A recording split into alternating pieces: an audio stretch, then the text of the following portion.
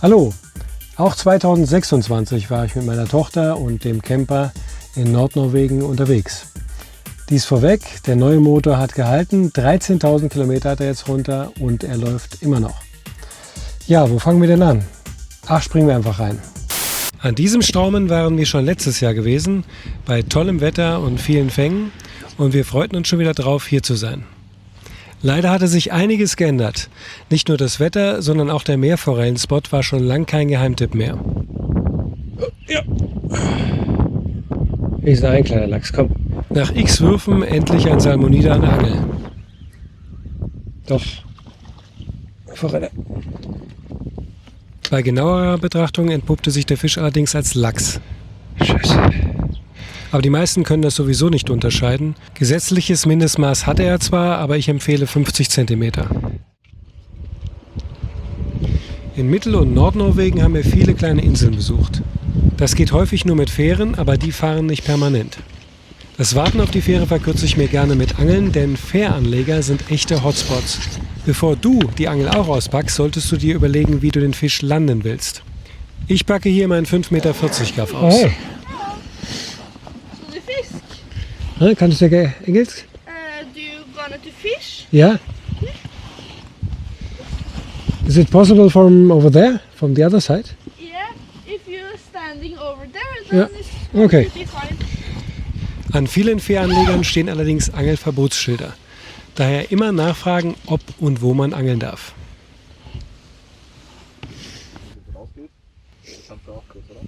Von dir diese Mole? Die ist gesperrt. Da wollte ich auch zuerst drauf. Ein Urlaubsangler hatte mich beobachtet und wollte wissen, was ich da so treibe.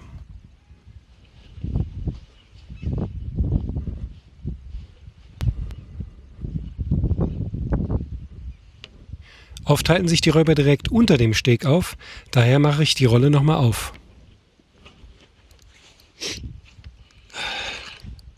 Das könnte mal ein Dorsch sein.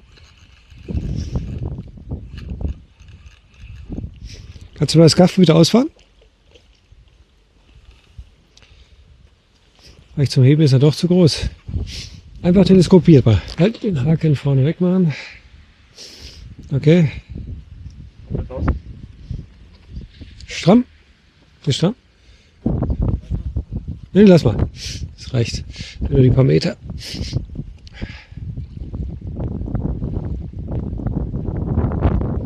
Ja doch, hätte ich heben können. Total unterernährt der arme Dorsch, aber naja, als Abendmahlzeit reicht es auch. Also sie hat jetzt direkt am Boden gebissen, also geht es, kannst auch schon mal lernen. Also Fisch betäuben, hier vorne, hier sitzt das Nachhirn. So. Jetzt der Fisch betäubt. Wenn du das richtig gemacht hast, dann fangen die Flossen so an zu flattern. Also der Anfänger kann einen Kiemschnitt machen, aber wenn du weißt, wo das Herz sitzt, dann stichst du das Herz, dann sieht der Fisch auch nicht so malträtiert aus. Im Normalfall ist er dann auch schon verblutet, genau. Für meine Tochter und mich zum Abendessen hatte ich den Dorsch, fehlte nur noch ein Fisch für meinen Zuschauer. Ja, da hast du einen Fisch. Das könnte sogar ein Pollack sein. Ja, ein größerer.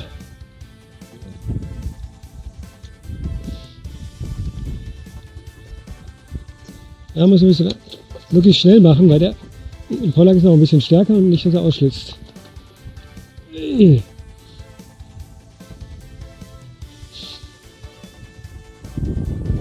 Nicht so groß. Hier richtig einen soliden Schlag, praktisch kurz hinter den Augen. Flattern.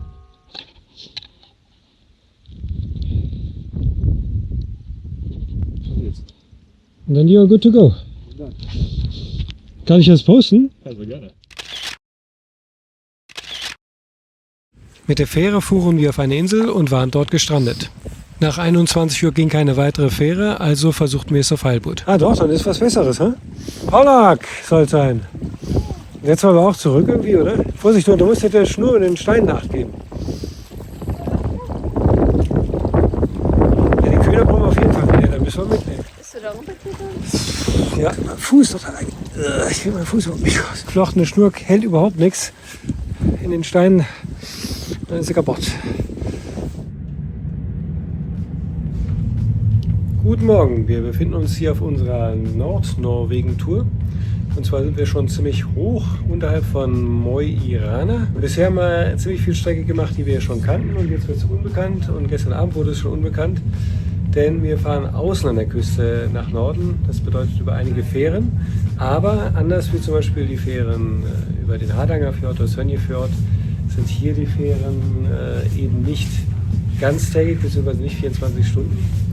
Sondern wir sind hier gestrandet in einem Ort. Das Wetter ist sehr bescheiden, wie man sieht. Ich glaube unter 10 Grad heute Morgen und mehr oder weniger die ganze Zeit geregnet. Hier sind wir auf einer vorgelagerten Insel, auch im Norden, Richtung Mo-i-Rana. Wir hoffen vielleicht hier an dieser schönen Strömungskante ein Heilboot zu erwischen. Und die Luna ist mit dabei. Vielleicht ist der Heilboot aber auch direkt hier unter uns. Müssen wir mal ausprobieren. Hatte irgendwas von Bordeaux, dieser Hafen, nur ohne Angler. Ja, hier werden wir verscheucht von unserem schönen Angelplatz, weil hier liegt eine große Fähre an. Und das Hupen eben, das war für uns gedacht. Toller Hafenspot hier. Schiffe fahren hier durch. Das ist der Ausgang der Hafenmole. Starke Strömungen, mal wechselnde Gezeiten. 15, vielleicht sogar manchmal an manchen Stellen 25 Meter. Sand, Struktur, Steine, perfekt für Heilboot, aber null Biss. Angesichts der Wetteraussichten und der Fänge haben wir uns entschlossen, direkt unser Primärziel anzusteuern, das Nordkap. Dabei fuhren wir auch an dem wunderschönen Flussdelta entlang, direkt an der E6 in Mo-i-Rana. Im Norden wurde es zwar sonniger, aber nicht unbedingt sommerlicher, wie man sieht. Temperaturempfinden ist individuell verschieden. Die Rentiere schwitzen bei 12 Grad geradezu. Hallo! Da sind unsere Rentiere. So lange nachgesucht und gefragt. Da hinten stehen sogar welche auf der Straße. Die Rentiere waren ein echtes Highlight, während das Nordkap an sich eher ein ziemlicher Reinfall war. 90 Kronen Parkgebühr für 2 Personen mit einem kleinen Wohnmobil auf einem Schotterplatz und das für 4 Stunden. Der Eintritt in die Innenräume kostet extra, das sparten wir uns. Hier sind wir in Skarswalk. Das ist wirklich unglaublich. Hier bin ich jetzt live. Und zwar habe ich diesen Ort hier über eine Webcam, die glaube ich da oben irgendwo steht, jahrelang beobachtet, bevor wir nach Norwegen ausgewandert sind. Das unglaubliche Mitsommer hier erlebt über die Webcam und im Winter natürlich die ewige Dunkelheit hier jetzt. Immerhin ist das Parken hier kostenlos. Ich habe schon gedacht, hier dürfte man nur als Campingbewohner vielleicht stehen. Vorne an der Mole, da will ich mal angeln. Hier ein interessantes Schild. Ja, der Designer hat wohl keine Ahnung vom Angeln. In Cod Vitras, das heißt Dorsch, glauben wir, statt dem englischen Spruch in Cod Vitras. Aber da oben, das sieht fast mehr nach einer Bernsteinmakrele oder nach einem Bluefish aus, statt nach einem Dorsch. Die Außenseite der Hafenmole sah sehr vielversprechend aus, auch weil häufig Touristenboote 50 Meter rausfuhren, um dort ihre Fischabfälle zu entsorgen. Ja, wir haben jetzt hier eine knappe halbe Stunde standardmäßig auf Dorsch gefischt. Einen Wurf habe ich so ein bisschen köhlermäßig versucht, aber hier scheint null Fisch zu sein in Skarswalk. Ist oft so, gerade die touristischen Ziele, da wo eben viele Fischer sind eben dann am Ende wenig Fisch.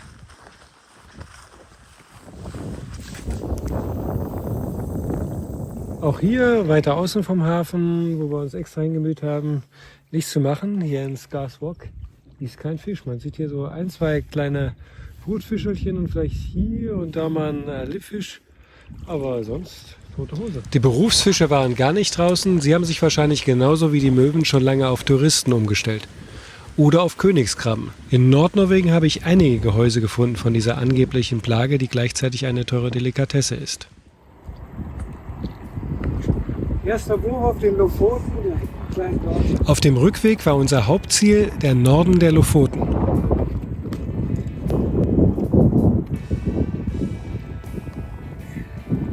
Dörschchen, der arme Kerl mit dem ganzen Rumpel da drin. Dörschchen. Der sieht ein bisschen unterernährt aus im Gegensatz zu dem, den ich gestern gefangen habe. Hat einen kleinen Dorsch. Kleinen Tankdorsch, richtig schöne Farbe, aber ja. Okay, es scheint hier an Dorschen jedenfalls zu wimmeln. So. Genau. Gut. Na, diesmal einen besseren Dorsch wahrscheinlich. Ui, einen schönen Dorsch. Guck mal. Wow.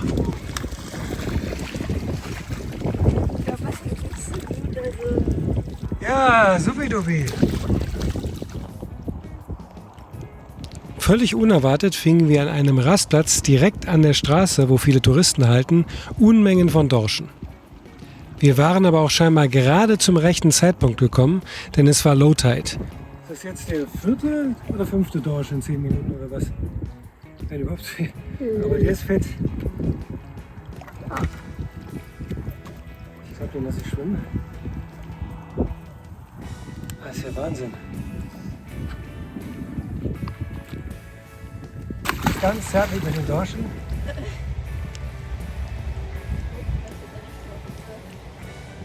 Dorsch Nummer 4 für die Luna. 3 kleinere und einen richtig guten. Tags zuvor waren wir an einem Strom viel weiter nördlich. Jetzt haben wir mal einen etwas besseren Fisch dran. Bin ich gespannt, aber es ist eine starke Strömung. Kann auch weit übertrieben sein. Ich denke mal ein fetter Dorsch. Aber Hauptsache mal ein Fisch. Hat jetzt echt lang gedauert hier. Da ist ein fetter Dorsch. Oder? Gar nicht mehr so fett, aber brauchbar. Ja, komm schon. Der Gummifisch sollte eigentlich für Heilbutt sein. Ja, 65er Dorsch würde ich sagen. Immerhin. Auf den Lofoten erlaubte ich mir eine nicht zu Ende gedachte Aktion. Und zwar das Angeln von einer Brücke. Wohlgemerkt immer mit dem Hintergrund auf Heilbutt. Der Fisch beißt unter der Brücke, ich lasse ihn dann bewusst rauslaufen und gehe derweil auf die andere Seite ans Ufer und drille ihn dorthin.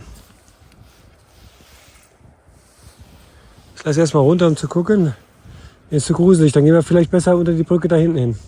Wenn man sowas ernsthaft vorhat, dann braucht man auf jeden Fall das Höhengaff, das ich schon in einem früheren Video vorstellte. Das Ganze hier einhängen, jetzt natürlich mit einer zweiten Person. Langsam das Ganze auf den bedauernswerten Fisch herunterlassen. Muss natürlich warten, bis sich der Haken und dann das Ganze hochgeliftet. Und da ist der Dorsch. Mit Sacadera Canaria gelandet. Ja, statt der Quaite habe ich hier folgenden Fisch rausgezogen. Keine Ahnung, was das ist. Sieht ein bisschen giftig aus. Ich glaube auch nicht, dass ich ihn zurücksetzen kann, weil der müsste aus 15 Meter Wassertiefe direkt an die Oberfläche jetzt gegangen sein. Aber sieht schon imposant aus. Dorsch, den müssen wir dann auch mitnehmen. Nicht berücksichtigt hatte ich, dass der Fisch vielleicht überhaupt nicht nach außen schwimmen will, weil er eben überhaupt keinen Überlebensinstinkt hat, so wie der Dorsch. Ich will mal gerade diese Ufernummer machen. Also ich zähle, fällt mir das keiner. Da kann ich gar nicht hin. Das ist scheiße. Scheiße. Dann siehst du, und jetzt kommt es darauf an, ob die Schnur reißt oder nicht reißt. Oder die gute hält oder nicht. Oh Gott. Oh, ich habe Angst. Der Hebel der Rollenkurbel ist so kurz, dass man 3 Kilo nicht nach oben kurbeln kann. Wie macht man das? Keine Ahnung. Hängt er jetzt fest? Der hängt immer fest, oder was? Oder will ich nicht? Ist zu schwer zum Heben. Habe ich meine Handschuhe hier? Mithilfe meiner Tochter und gemeinsamen Aufwickelns der Schnur, keine Ahnung wie hoch das hier ist, 10, 12 Meter, haben wir diesen Dorsch von 2,5 bis 3 Kilo hochgezogen, diese Brücke. Und das mit genau dieser Schnur PE1. Das ist echt ein Tau. Obwohl mir manchmal die Schnur durchgerutscht ist durch die nassen Handschuhe, ohne Handschuhe geht das sowieso nicht, hat das super funktioniert und da ist die Heldin des Tages.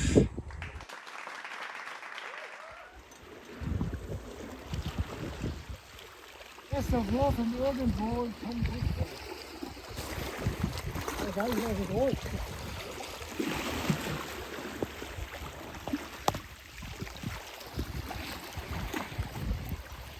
Also Lofoten gleich Dorsch, das ist unglaublich hier. Wenn wir jetzt auch keine Riesen gefangen haben, aber die Menge ist schon einzigartig im Vergleich zum Westen von Norwegen.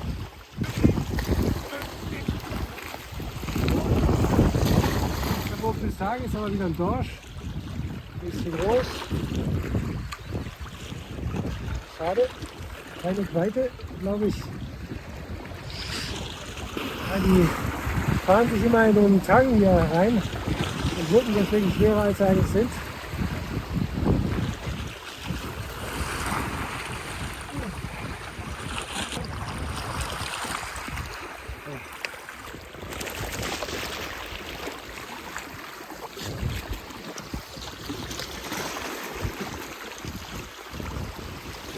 So. Ja, den muss ich erstmal lösen. Gute Nacht.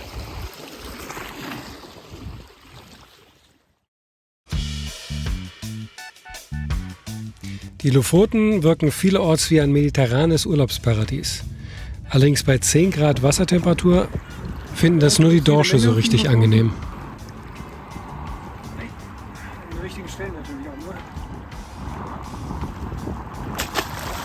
Auf der einen Seite schön, so viel Fische zu fangen, auf der anderen Seite schade, dass man nicht selektiv auf Heilbutt angeln kann und eben viele Dorsche dabei verletzt.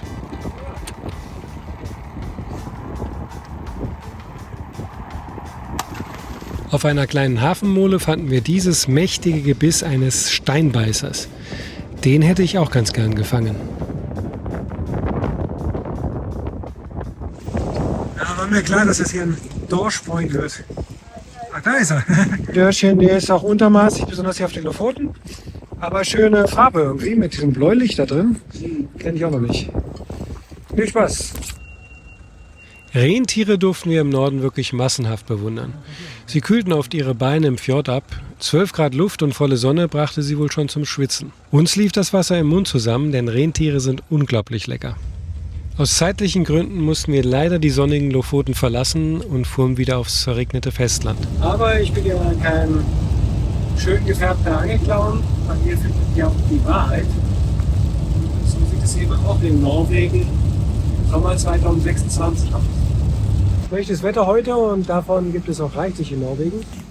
Die Infrastruktur an der Straße ist oft sehr gut, aber dieses Produkt hier, das habe ich im Action gekauft und ich weiß nicht, für was man das verwenden kann. Vielleicht als Badezusatz oder als Ersatz für Blue Curacao. Jedenfalls für Chemietoiletten ist das Zeug nicht geeignet. Einmal reingeschissen, zweimal drüber gepinkelt und schon stinkt das Ganze nach wenigen Tagen. Habe ich vorher auch noch nicht erlebt. Also die 4,99, die das Ding beim Action gekostet hat, die sind rausgeschmissen. Die Atlantikstraße stand auch auf unserer Liste. Da hatte ich schon tolle Videos gesehen.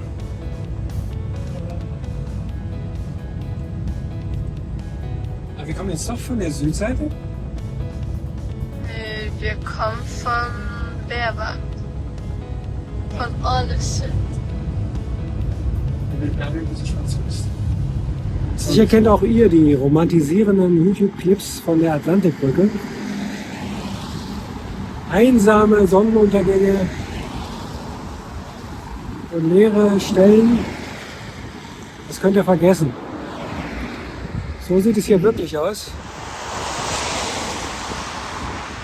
Und hier wird geangelt und geangelt und geangelt. Das haben wir auch von dem schwierigen Platz, der noch übrig blieb. Ja, halten auf der Seite vielleicht. Ich kann hier nicht weiter runterrutschen, das ist das Problem. Er muss hier um die Ecke rum. Ah, scheiße, das ist super klitschig. Wo ist der Fisch jetzt? Lass ihn wieder raus, Hunde. Ein paar Makrelen zum Abendessen, sagte ich, aber meine Tochter hört einfach nicht. Wir müssen rüber manövrieren. Kannst du da rüber gehen? Vorsicht, die Schnur geht über die Steine, nicht über die Steine, die Schnur. Ah, wir haben ein ganz dünnes Schnürchen, das ist überhaupt nicht für sowas gedacht. Die Route, halt die so weit wie möglich raus und vom Stein weg, nach raus. Du läufst genau über die Steine. Ach, scheiße. Wie komme ich hier runter? Da halt auf dem Stein, das ist gut. Ah, das ist glatt wie Schmierseife hier. Ich habe keinen Winkel hier. Doch. Ich habe zuerst gedacht, du hast einen Seehecht erwischt. Brauch Hilfe. Leg die Route weg, Luda. Rolle auf macht man dann. Kannst du jetzt hochziehen? Ein riesiger Zombie-Pollack. Der ist aber schon alt und kaputt, gell? Ja. Krass. Luna. Wahnsinn. Ja, du musst ja wieder so einen Knaller aufsetzen. Ich weiß gar nicht, ob der Fisch noch schmeckt. Ich habe nur so einen riesen schlanken Fisch gesehen. Dachte, ein Seehecht hier. Krass. Weil die sind so schlank. Ja, jetzt hat er es überstanden. Ich glaube, der wäre sowieso nächste Woche gestorben. So wie der aussieht, oder? Ja, der ist total zerfleddert. Und das ist, glaube ich, nicht nur von uns, diese ganzen Schrammen. Der ist schon uralt. Guck mal hier, der wollte aufgeben. Ein Zombie praktisch. Was ist denn da für ein Fisch drin? Guck mal hier.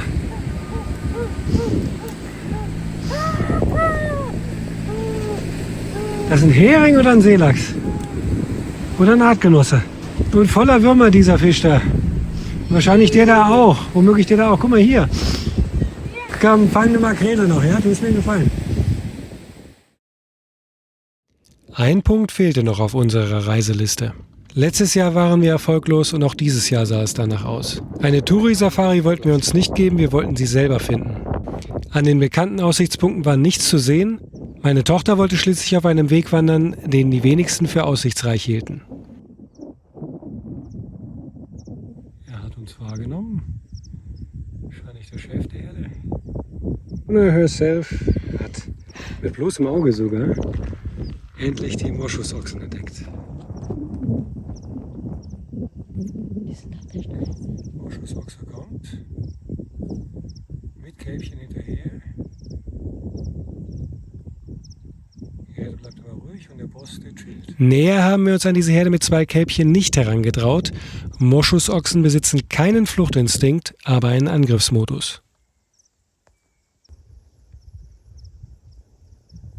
Die Moschusochsen waren auch mein persönliches Highlight auf dem Trip. Ich hätte nicht gedacht, dass ich die mal wirklich live sehe. Das Wetter, naja, Norwegen halt. Heilbutt hätte ich auch ganz gern gefangen, aber der Weg ist das Ziel und es ist ja auch nicht der letzte. Mal schauen, was im nächsten Jahr so alles passiert. Vielleicht fahren wir auch mal Richtung Nordosten, russische Grenze zum Beispiel. Bis zum nächsten Video.